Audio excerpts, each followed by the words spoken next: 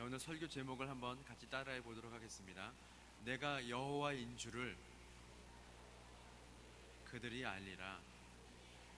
한 번 더 해볼까요? 내가 여호와인 줄을 그들이 알리라. 어느 작은 마을에 코끼리 한 마리가 나타났습니다.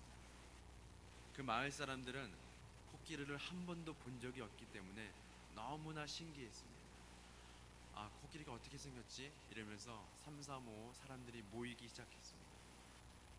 코끼리를 보고, 아, 코끼리 정말 신기하게 생겼어, 이렇게 사람들이 놀라워하고 또 감탄했습니다.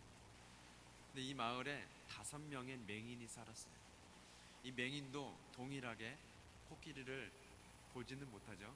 만지고 싶어서, 느끼고 싶어서 이 마을 사람들이 모여있는 곳에 하나둘씩 모이기 시작했습니다. 이 맹인들이 다가가서 코끼리를 만질 수 있도록 마을 사람들이 이렇게 길을 비켜주었습니다. 그래서 맹인이 한 명 한 명씩 이제 코끼리의 여러 부분을 만지면서 코끼리가 어떻게 생겼는지 눈으로 보지 못하니까 만짐으로써 코끼리가 어떻게 생겼는지 또 알 수 있게끔 하였습니다. 그중 한 사람이 이렇게 말했습니다. 먼저, 코끼리라는 것이 뱀같이 생겼나 봐. 길고 두껍고 이리저리 움직이더라고. 뭘 만진 거예요? 코. 코가 이리저리 움직이잖아요. 그러자 다른 맹인이 이렇게 말했습니다.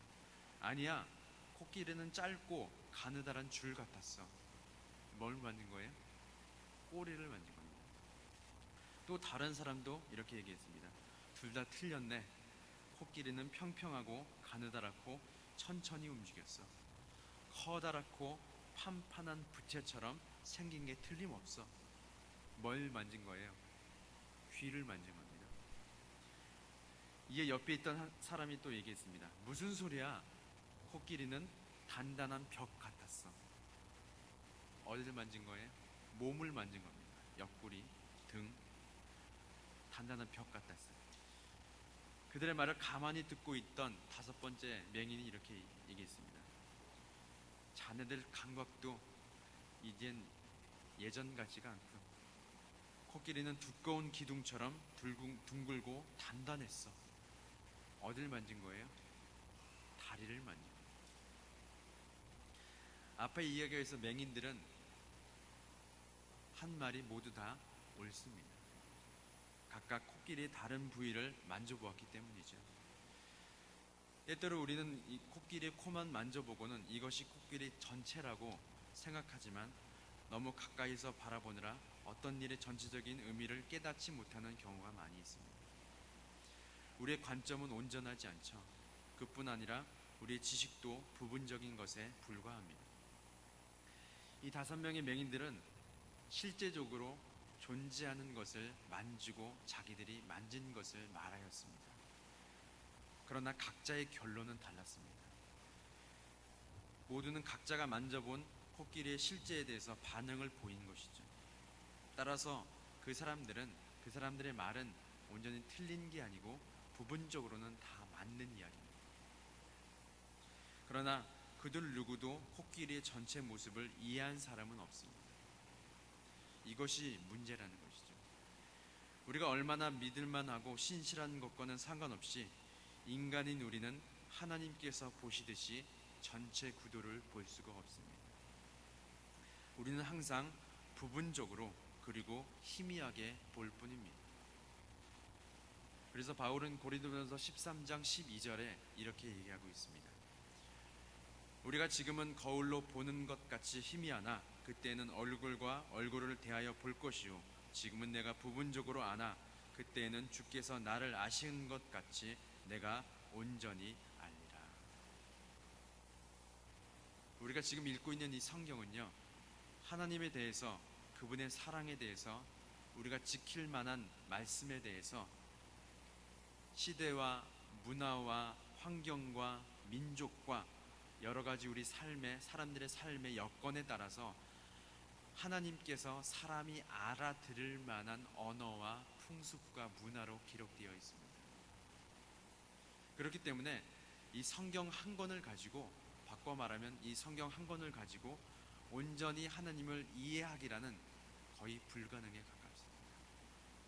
이 성경의 말씀은 하나님께서 사람 편에서 이해할 수 있도록 하나님 당신을 소개하고 있기 때문에 하나님 전체를 볼 수 있는 말씀이 아닐 수도 있다는 얘기입니다. 하나님께서 에스겔 24장까지 유다에 대한 심판의 말씀을 하십니다.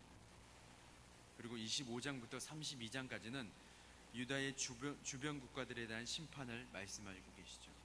그중 오늘 본문은 애굽을 심판하시는 하나님, 그리고 바벨론을 들어 여러 나라, 이스라엘 주변에 있는 여러 나라들을 심판하시는 하나님을 볼 수가 있습니다.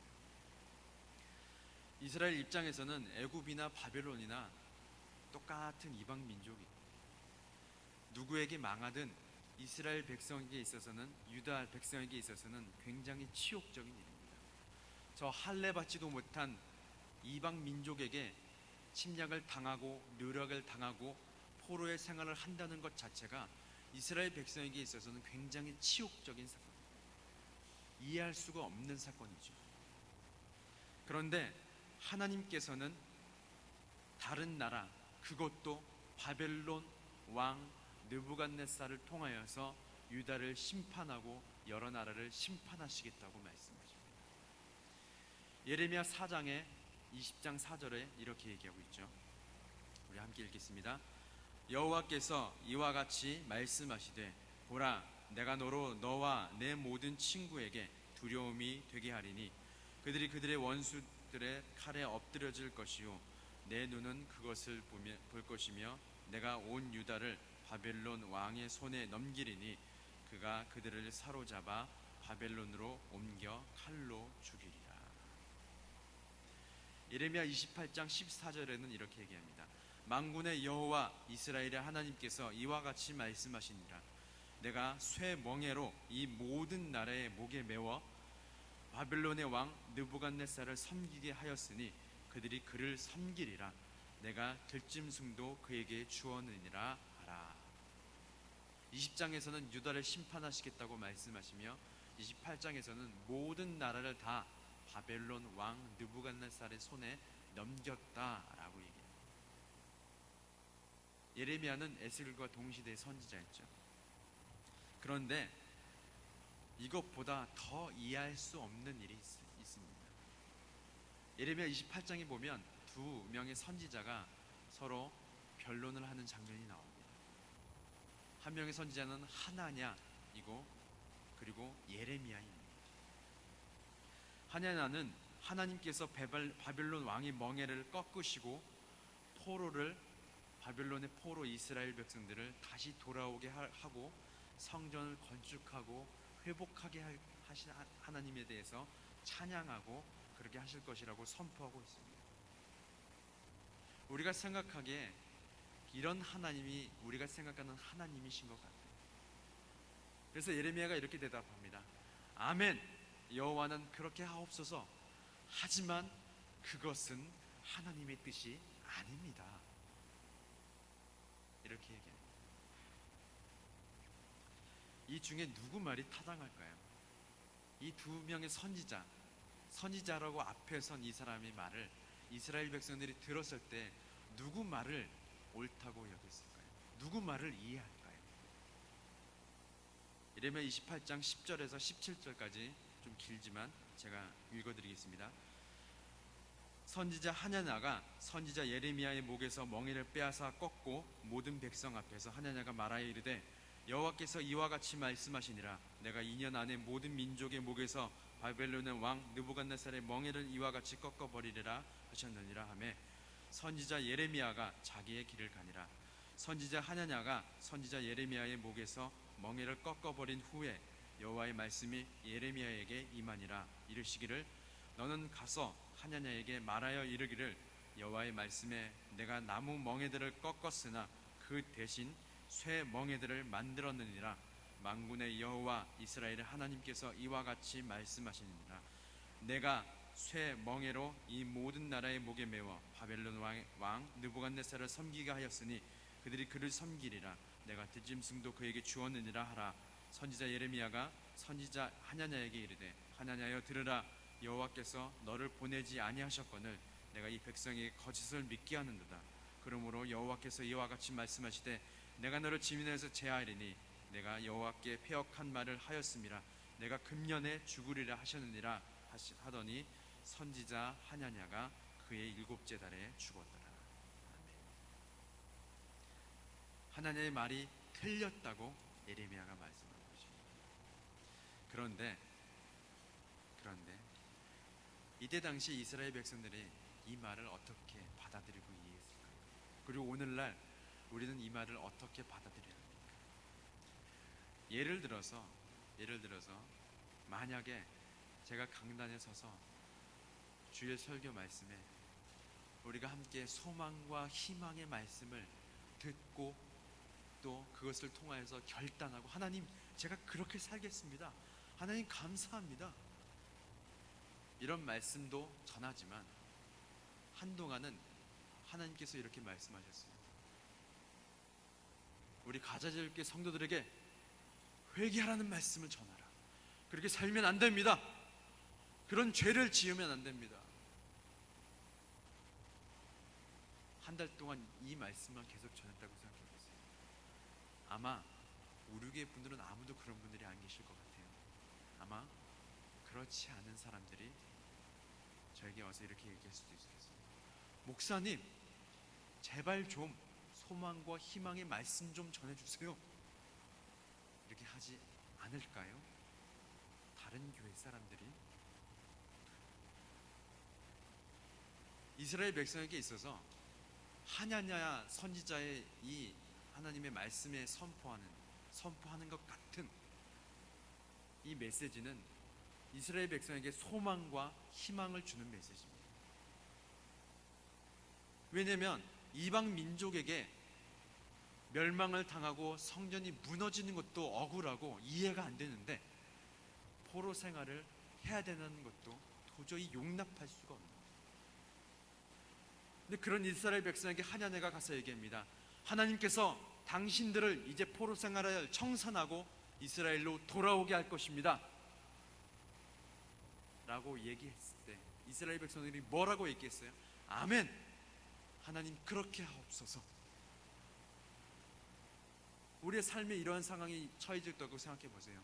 우리가 우리의 삶의 문제와 역경과 고난으로 말미암아 고통 중에 있고 난 하나님의 백성이고 자녀인데 이해할 수가 없습니다. 하나님이 나를 지켜주시고 함께 하시고 역사하셔야 하는데 나는 왜 이렇게 살아야 합니까? 왜 이것 가운데 이 고통 가운데 죄의 포로가 되어서 이 세상의 포로가 되어서 살아야 합니까? 이랬을 때 하나님의 말씀이 우리 가운데 선포되었다고 생각해 보세요. 동일하게 아멘! 하나님 그렇게 하옵소서 이렇게 얘기했을지도 모릅니다. 그리고 나서 예레미야 같은 사람이 아닙니다. 우리는 더 고통받아야 하고 더 포로 생활에 있어야 한다고 하나님께서 말씀하셨습니다. 이스라엘 백성들이 누구의 말을 더 이해했을까요? 우리는 누구의 말이 더 이해가 되는 거예요? 1번이에요? 2번이에요? 1번 읽어 하셔야 설교가 진행됩니다. 1번이죠. 이런 상황 가운데 우리는 과연 하나님께 대한 믿음을 어떻게 지킬 수 있을까요? 그런데 이에 대한 답을 하나님께서 오늘 본문을 통해서 주셨습니다. 아니 에스겔 본문 전체에서 하나님은 그 답을 주셨습니다. 우리 한 번 더 따라해 보겠습니다. 내가 여호와인 줄 그들이 알리라. 내가 여호와인 줄 너희는 알아. 이건 따라 안 하셔도 돼요. 내가 여호와인 줄을 너희는 제발 좀 알았으면 좋겠어. 내가 여호와인 줄을 나 하나님은 여호와인 줄을 이스라엘 백성아, 내 사랑하는 백성들아 알았으면 좋겠다 라고 말씀하고 계십니다. 자, 출애굽기 3장 13절 14절을 보도록 하겠습니다. 모세가 하나님께 아뢰되 내가 이스라엘 자손에게 가서 이르기를 너희의 조상의 하나님이 나를 너희에게 보내셨다 하면 그들이 내게 묻기를 그의 이름이 무엇이냐 하리니 내가 무엇이라고 그들에게 말하리이까. 함께 읽겠습니다. 하나님이 모세에게 이르시되 나는 스스로 있는 자이니라. 또 이르시되 너는 이스라엘 자손에게 이같이 이르기를 스스로 있는 자가 나를 너희에게 보내셨다 하라. 하나님께서 여호와 하나님을 소개하는 장면입니다. 모세에게 나는 스스로 있는 자, I am who am I, 나는 원래 있었던 자, 나는 전지전능한 자, 나 외에 다른 신은 없고 우상과 헛된 신들은 다 너에게 아무런 영향력을 행할 수 없어. 오직 나만이 너에게 참된 신이다.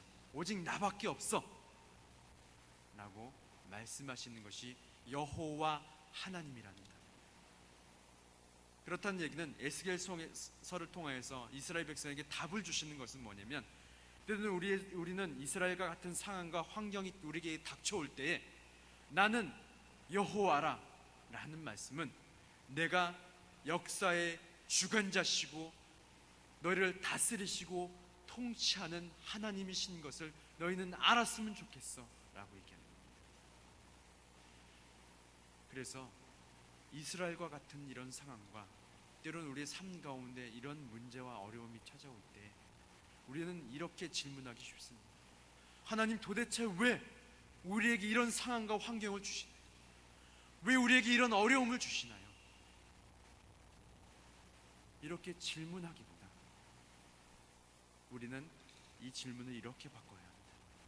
나는 과연 하나님께서 역사의 주관자시며 하나님께서 나를 다스리시고 내 가정과 직장과 내 모든 걸어다니는 삶터 위에서 나를 통치하시는 분이 오직 하나님 한 분밖에 없음을 나는 인정하고 있는가, 인정하지 못하는가? 우리의 질문은 이렇게 바뀌어야 합니다. 욥기에서 보면 욥은 이러한 상황에 대해서 하나님께서 여호와인 줄을 알아가는 과정이 있었음을 볼 수 있습니다. 욥은 어떤 상황이었어요? 도저히 이해할 수 없는 상황에 처해 있었습니다. 자신이 왜 병에 걸린지도 친구들의 토론을 아무리 해봐도 이해할 수가 없고, 그럴 때 결국에는 하나님과 얘기하기 시작하죠. 하나님, 전 이해할 수 없습니다. 근데 하나님의 대답이 어땠어요? 욥기 38장 1절에서 3절 보도록 하겠습니다. 제가 읽어드릴게요. 그때 여호와께서 폭풍우 가운데서 욥에게 말씀하여 이르시되 무지한 말로 생각을 어둡게 하는 자가 누구냐? 너는 대장부처럼 허리를 묶고 내가 내게 묻는 것을 대답할지라. 이러면서 쭉 설명하시기를 네가 이 땅이 얼만큼 넓으며 구름이 떠다니는 것을 너희가 이해하며, 요즘 환절기죠? 감기 걸리시는 분들 조심하십시오. 저도 저번 주부터 감기가 걸렸는데 아직까지 감기를 정복하는 약이 없습니다. 아실 분들은 아시겠지만 우리가 먹는 감기약은 그냥 우리의 면역 체계를 도와주는 역할 뿐입니다. 그래서 감기약 먹으면 어떻게 돼요? 졸리죠. 그리고 소화도 잘 돼요. 그렇죠?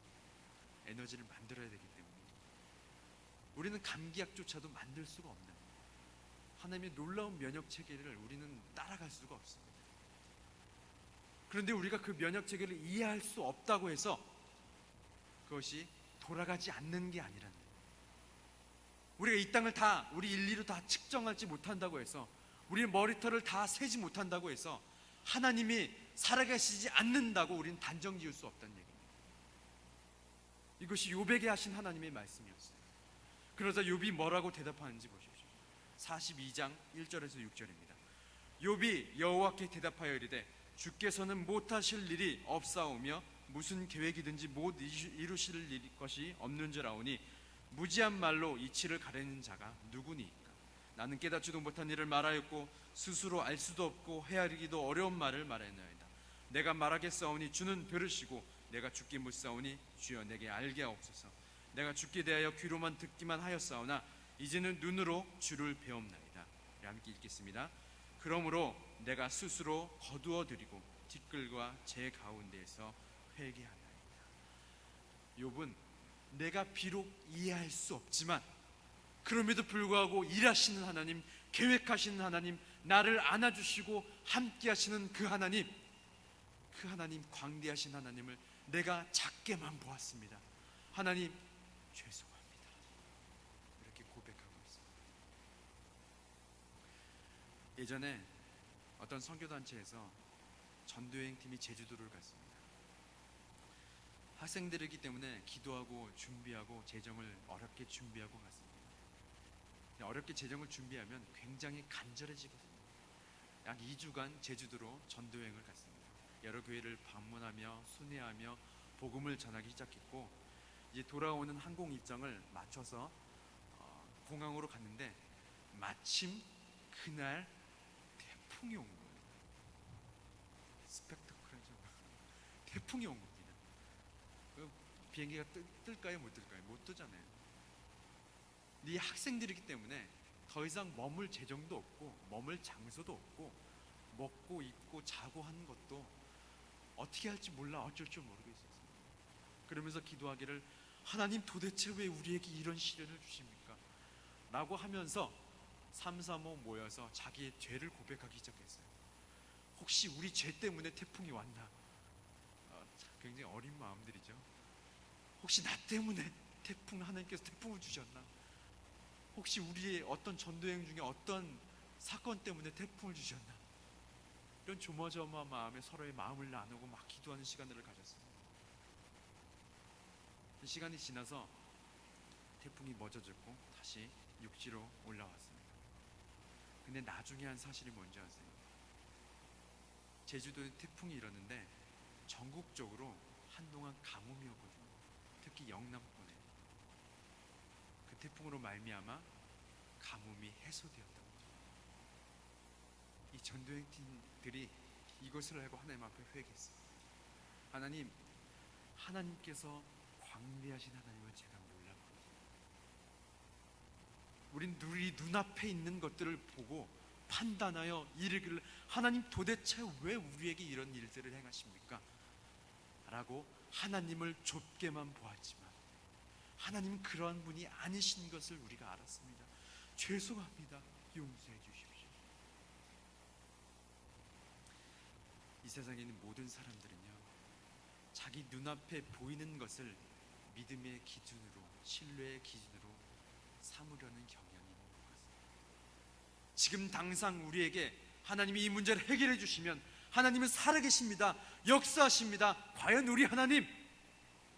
이렇게 얘기하지만 한동안 시간이 지나고 아무리 기도하고 기도해도 응답하지 않는다면 내 마음속에 하나님 과연 살아계신가? 내 눈에 보기에는 하나님 살아계시지 않는 것 같아. 이렇게 쉽게 판단하는 것이 연약한 인간의 모습인 것 같습니다. 그래서 믿음은요, 우리의 보이는 것으로 믿음이 생겨나는 것이에요. 로마서 10장 17절에 이렇게 얘기하고 있죠. 함께 읽겠습니다. 그러므로 믿음은 들음에서 나며 들음은 그리스도의 말씀으로 말미암아. 히브리서 11장 1절 2절은 이렇게 얘기합니다. 믿음은 바라는 것들의 실상이요 보이지 않는 것들의 증거니 선진들이 이로써 증거를 얻었느니라. 아멘. 아브라함과 이삭과 야곱의 하나님이 그들만의 하나님이 아니라 우리의 하나님이심을 잊지 않으시길 소원합니다. 그들이 겪었던 하나님이, 그들이 혼란과 환란과 시련과 고통 속에서 추후에는 하나님께서 결국엔 일으키시고 함께 하시는 하나님이 그들만의 하나님이 아니고 우리의 하나님이심을 말씀을 통하여서 듣고 소문을 통하여서 듣고 우리 믿음의 선배들을 통하여서 듣고 우리 가잘조의 교회의 믿음의 선배의 우리 어르신들을 통하여서 듣는다. 우리는 우리 하나님도 동일하게 나의 하나님이심을 우리가 믿을 수 있다는 것입니다.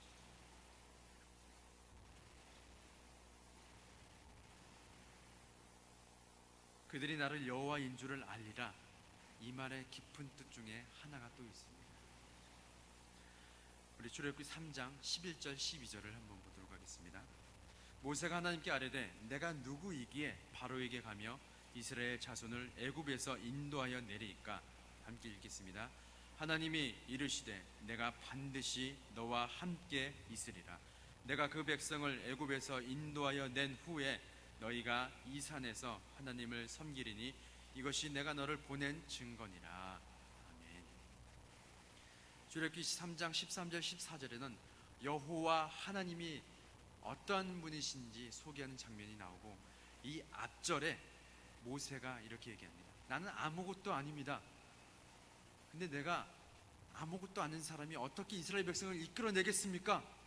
라고 했을 때 여호와 하나님이 뭐라고 말씀하시냐면 내가 반드시 너와 함께 하겠다 라고 얘기해요. 그래서 여호와 하나님이라는 그 이름에는 내가 반드시 너와 함께하는 유일한 다른 신은 없는 하나님이심을 너희는 알아야 할 것이야 라고 말씀하고 계신다는 것입니다. 때로는 우리의 삶 속에 이해하지 못하고 용납하지 못하고 하나님 왜 이렇게까지 하셔야 합니까? 더 나아가 하나님 과연 살아계신 분이 맞습니까? 하는 좌절감과 애통하는 마음 속에서도 내가 반드시 너와 함께하는 여호와 하나님인 줄을 꼭 기억하고 날마다 듣고 믿고 붙잡아야 한다라고 말씀하십니다. 마가복음 11장 22절엔 이렇게 얘기합니다. 여호와께서 그들에게 대답하여 이르시되 하나님을, 여호와가 아니죠, 예수께서 그들에게 대답하여 이르시되 하나님을 믿으라 라고 얘기합니다. 근데 영어 성경에 보면 뭐라고 되어 있냐면 have faith in God 이렇게 되어 있습니다. 제 발음이 괜찮나요? 무슨 말이냐면 하나님을 믿으라 라고 번역이 되어 있지만 하나님의 신실하심을 붙들라 라고 얘기합니다. 우리가 하나님을 믿는 게 아니고 하나님께서 우리 삶에 신실하시고 성실하게 역사하시는 것을 붙들라는 얘기입니다. 때로는 우리의 삶 가운데 이해하지 못하고 판단하지 못하고 때로는 하나님이 살아계십니까? 라는 그 상황 속에서 하나님은 여전히 우리와 반드시 함께 계셔서 우리를 구원하신 유일한 여호와이심을, 그 신실하심을 붙잡고 나아가 하나님만 의지하는 저와 여러분들 되시기를 예수님의 이름으로 소망합니다. 아멘.